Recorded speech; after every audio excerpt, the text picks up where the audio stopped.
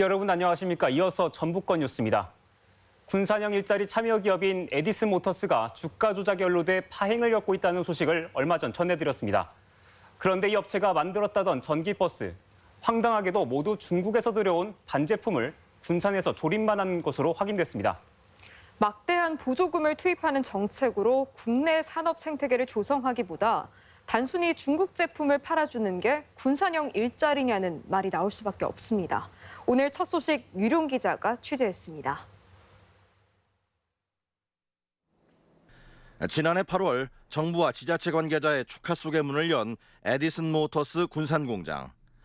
공장 대부분은 텅 비어 있고 한켠에서 마을버스로 주문받은 전기버스 조립만이 진행되고 있습니다.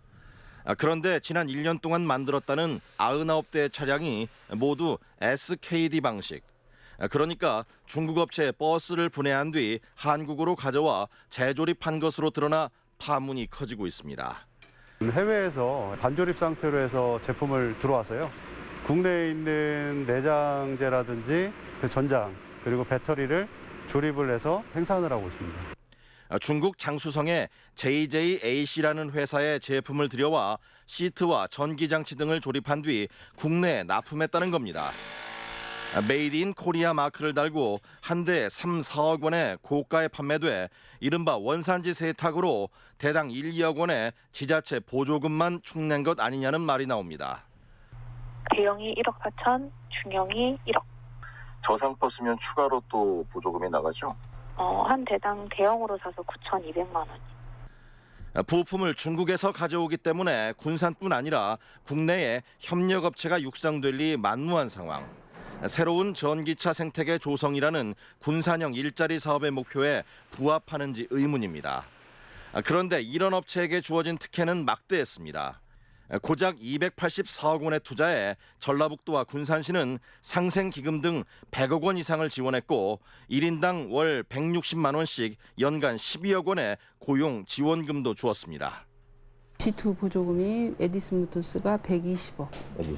고용 지원금은 63명 곱하기 160만 원 정도. 공장 부지는 새만금 개발청이 공시지가의 1%만 받고 임대해줘 군산형 일자리라는 이름으로 땅 짚고 헤엄치기식 경영이 가능했습니다. 한국GM 군산공장 철수의 대안으로 전기차 산업 생태계 조성을 추진한다던 전라북도와 군산시는 뒤늦게 사업 방향을 재점검하고 있습니다. 명신이랑 에디슨도 이제 앞으로 그런 쪽으로 방향을 바꿔서 전략을 좀 치밀하게 짜서 조금 사업을 해야 하지 않겠나 그런 생각이 들고. 막대한 보조금 지원에 저조한 생산 실적, 중국 전기차의 교두보 역할로 오히려 국내 전기차 산업의 존립을 위협한다는 논란만 야기하는 상황. 군산형 일자리 사업의 지향점에 대한 의문이 꼬리에 꼬리를 물고 있습니다.